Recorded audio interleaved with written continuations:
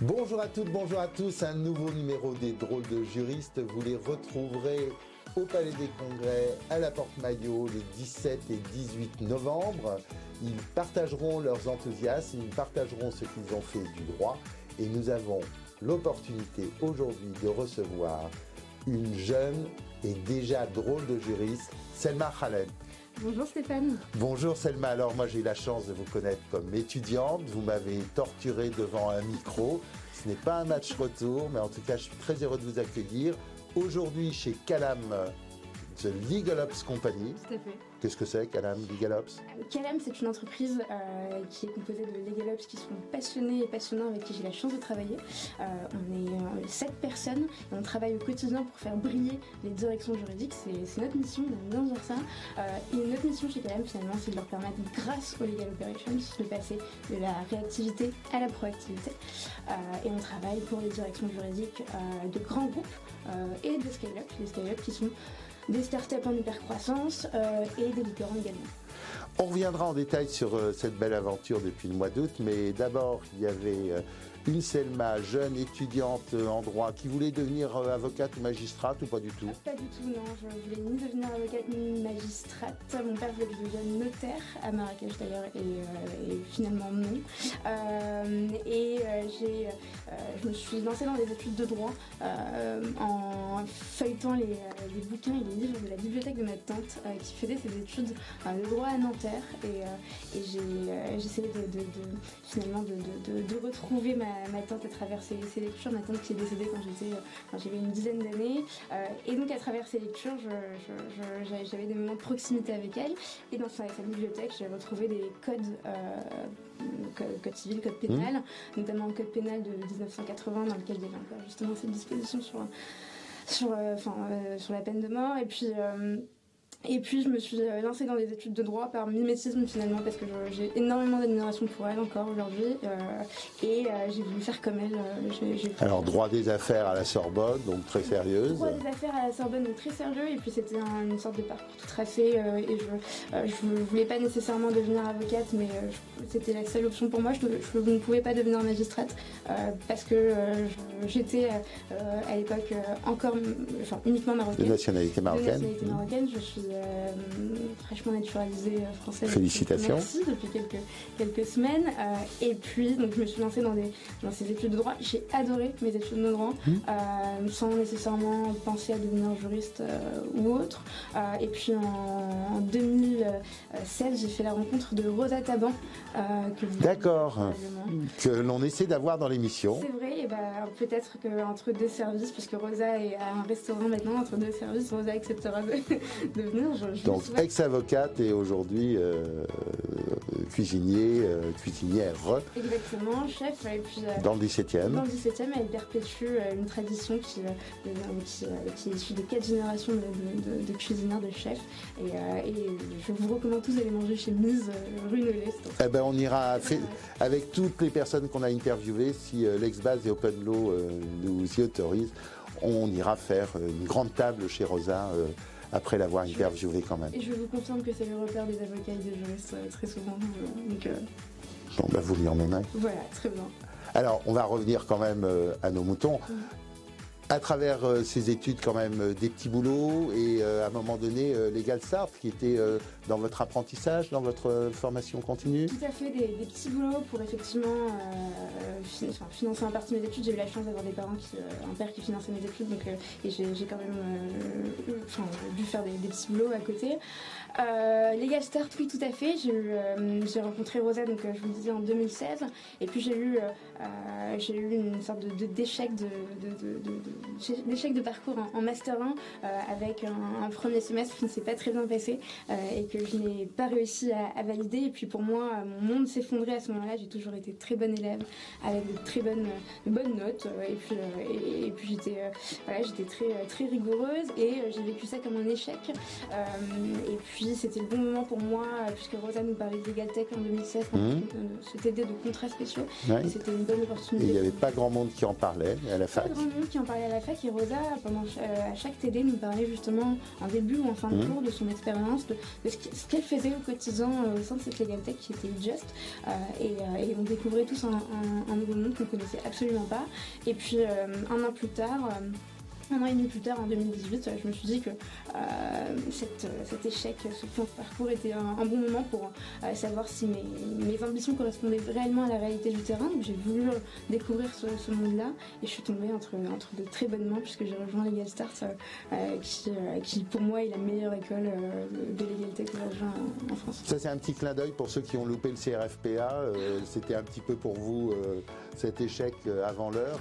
Finalement c'est bien d'avoir un choc qui peut vous faire vous poser des questions sur votre carrière et envisager autre chose. Un déclic, tout à fait. Et puis moi, je dis souvent que c'est le meilleur échec qui me soit arrivé parce que j'ai pu justement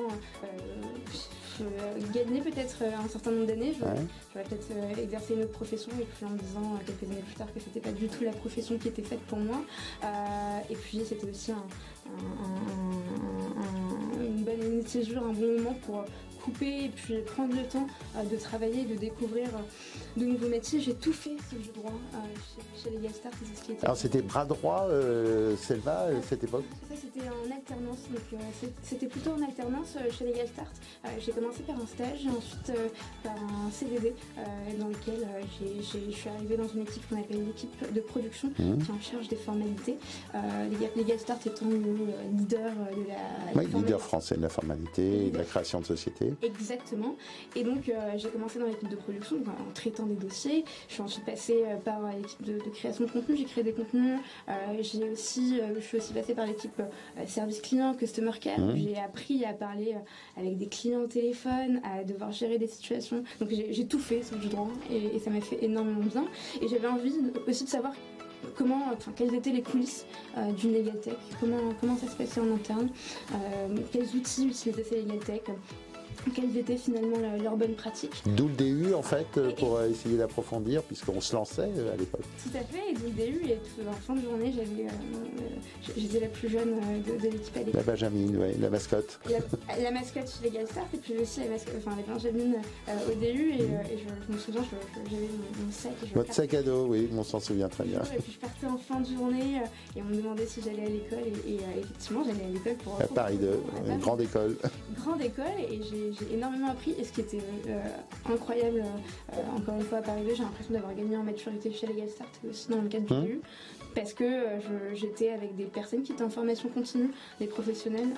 Je pense à Julie Mazot, je pense à Catherine Bénard, je pense également à Charline Minguet, peut-être que j'ai beaucoup appris. Qui vous a rejoint en bout de course chez Gino Legal Tech dans le secteur des Legal Tech, comme beaucoup d'anciens du DU maintenant. Exactement, qui a fait son bout de chemin en direction juridique et qui aujourd'hui utilise cette expérience-là pour travailler chez Gino, et c'est une grande force. Une rencontre avec Séraphin qui vous a permis de faire le podcast Parole de juriste, donc c'est un petit peu le match de retour. Je suis très heureux de vous recevoir parce que d'habitude c'est vous qui me mettez sur le grill. Mais oui, je suis... Cette aventure Séraphin, c'était une aventure exceptionnelle. Je suis arrivée chez Séraphin en 2020 en pleine période de Covid avec pour objectif, juste après une levée de fonds d'ailleurs de Séraphin, avec l'objectif de se recentrer sur l'édition de logiciels, et j'avais comme challenge quand je suis arrivée, Thomas Manouès challenge, de justement faire comprendre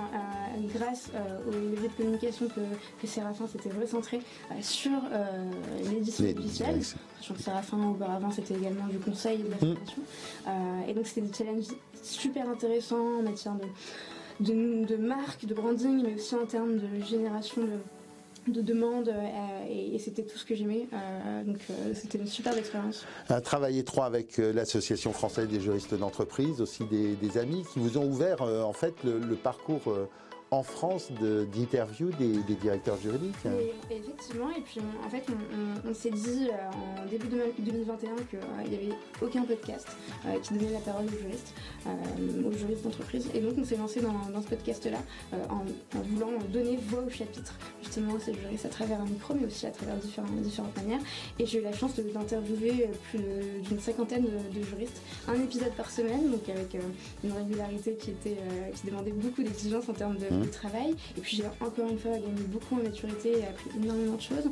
Et puis c'était hyper intéressant pour mon métier. Mon métier consiste à absorber finalement les besoins des clients. C'est ça, les besoins des clients, des directions juridiques.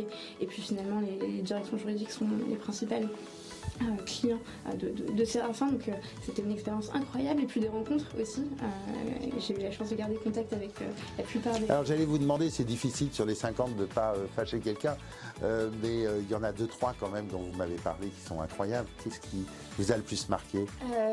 J'ai eu une superbe interview avec Asna Balouch, effectivement, qui est une superbe juriste qui est basée à Oyonnax, et avec qui on a... Oyonnax ou Oyonnax? Ah, c'est une bonne question. Oyonnax, peut-être, effectivement, tu as raison. Oyonnax, et puis c'est une juriste brillante qui a un parcours incroyable, et c'est le genre de personne qu'on rencontre et qu'on imagine tout de suite avec finalement une carrière incroyable. Et Asna a finalement m'a apporté finalement tout ce qu'on cherchait dans ce podcast, c'est-à-dire de la sincérité et de l'authenticité. Et on a évoqué le parcours de sa mère, et c'était vraiment touchant, c'était un des moments les plus touchants de ce podcast, pour moi en tout cas. Et puis on a eu de superbes épisodes également avec Nicolas Baudin, qui nous a appris qu'il ne fallait pas se dénaturer en tant que personne, en tant que professionnel, et c'était vraiment incroyable comme moment. Je pense aussi à Nicolas Lefloc, qui nous a raconté son expérience en tant que juriste chez Lubrizol. Donc Nicolas Lefloc, qui est mon contract manager aujourd'hui et qui a vécu l'explosion exactement à Rouen. Et comment il a vécu ça en tant que personne, en tant que juriste, ce qui a changé au sein des directions juridiques, et ce moment par lequel il est passé.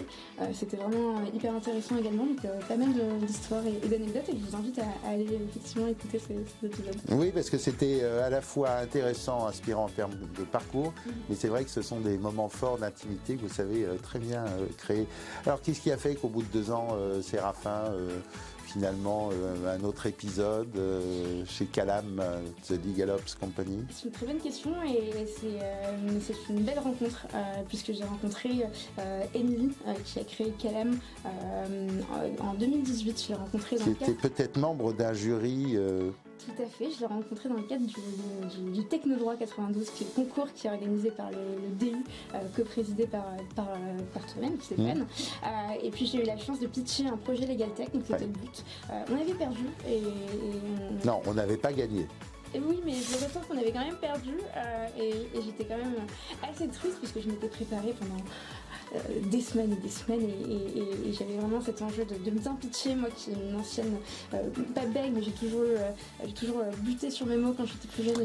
Vous viendrez le 18 novembre au Palais des Congrès Porte-Maillot à 14h jusqu'à 16h. Vous avez les finales du 4e Technodroit, donc vous serez la bienvenue.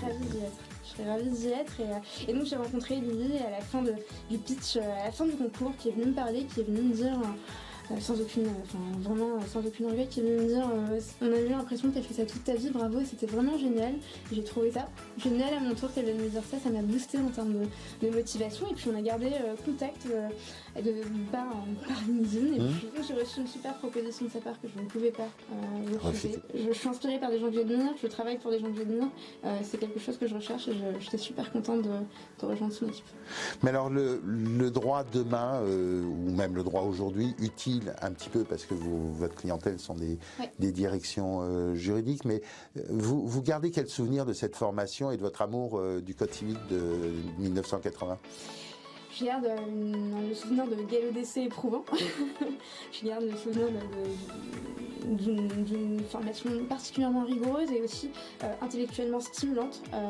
Je me souviens des premiers commentaires d'arrêt que j'ai eu à faire, et qui étaient vraiment passionnants, et il fallait vraiment se triturer l'esprit pour réussir à y arriver. Je retiens des matières passionnantes et des professeurs passionnants pour certains. Je pense à Hervé Lenabasque, qui est professeur en droit des sociétés, et qui nous donnait un cours de droit des sociétés qui était passionnant. J'avais l'impression d'être dans une pièce de théâtre, et c'était à la maison d'océanographie, il me semble. Oui, ça fait partie de la Sorbonne. Voilà, c'était vraiment passionnant, et puis c'est Finalement, des cours qui sont très pratiques pour moi aujourd'hui, parce que je comprends les enjeux finalement juridiques que traitent les directions juridiques. Je ne le traite pas sur le fond du dossier, je ne suis pas juriste, je n'ai jamais été juriste, mais c'est une compréhension qui est pour moi nécessaire pour bien mener les missions. Ce qui est intéressant, en fait, vous avez une formation de marketing, mais vous n'avez pas fait d'école de commerce ni quoi que ce soit, mais l'école de la vie, c'est peut-être la meilleure solution et ça coûte moins cher. L'école de la vie est effectivement très pratique, surtout quand, encore une fois, on tombe sur des personnes qui ont envie de nous apprendre. Selma, dans 10 ans, toujours dans le droit ? Toujours dans le droit, peut-être, je sais pas. Toujours dans le marketing et la communication, oui. Toujours dans le droit avec Calam, oui. J'espère que je serai encore chez Calam dans 10 ans et qu'on fera de grandes choses avec l'équipe. Je suis vraiment contente d'être avec cette équipe et j'espère que vous les recevrez parce que ce sont vraiment de drôles de juristes pour le coup. Des juristes qui sont devenus légalogues, ce ne sont pas des consultants et c'est ce qui fait notre force. En tout cas, vous les avez très vite adoptés. Merci beaucoup. Merci. Selma, c'est un grand bonheur d'avoir votre enthousiasme et de voir que même en étant enseignant, on peut retrouver ses étudiants avec très grand plaisir, même si on ne leur a pas donné le prix qu'ils souhaitaient le jour où ils passaient leur compétition. Merci Stéphane. À très bientôt. À très vite.